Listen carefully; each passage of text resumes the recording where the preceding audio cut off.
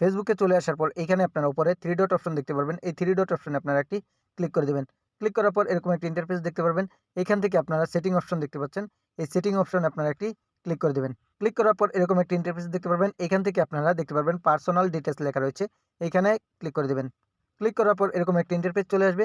এখান থেকে আপনারা নিচের দিকে লেখা দেখতে পারবেন পাসওয়ার্ড অ্যান্ড সিকিউরিটি। এখানে একটি ক্লিক করে দিবেন।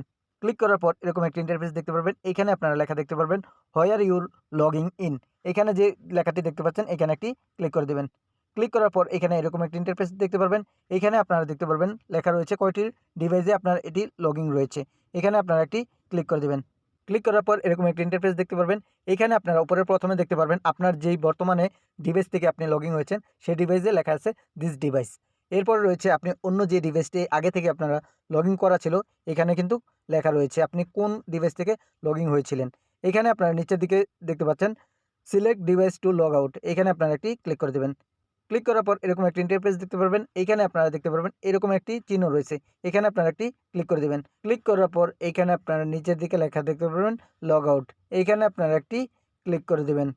ক্লিক করার পর এখানে আপনারা পুনরায় এখানে দেখতে পারবেন লগ আউট লেখা রয়েছে। এখানে একটি ক্লিক করে দিবেন।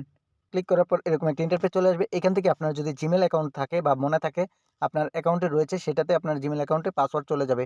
আর যদি আপনি চান অন্য কোনো ওয়েতে আপনি পাসওয়ার্ডটা নিতেন তাহলে ট্রাই এনি আদার ওয়ে এখানে ক্লিক করে দিবেন। ক্লিক করার পর এখানে যদি আপনার জিমেল বা অন্য কোনো নাম্বার থাকে তাহলে কিন্তু আপনি এখানে হোয়াটসঅ্যাপ যদি থাকে সেটাতে আপনি এই কোডটি নিতে পারবেন। পাসওয়ার্ডটি দিয়ে দেওয়ার শেষ হলে এখানে আপনারা কন্টিনিউতে ক্লিক করবেন। ক্লিক করার পর আপনার যত অ্যাকাউন্ট রয়েছে অন্য কোনো ডিভাইসে বা মোবাইলে সব অ্যাকাউন্ট কিন্তু একে, একে আপনারা এভাবে ডিলিট করে নিতে পারেন।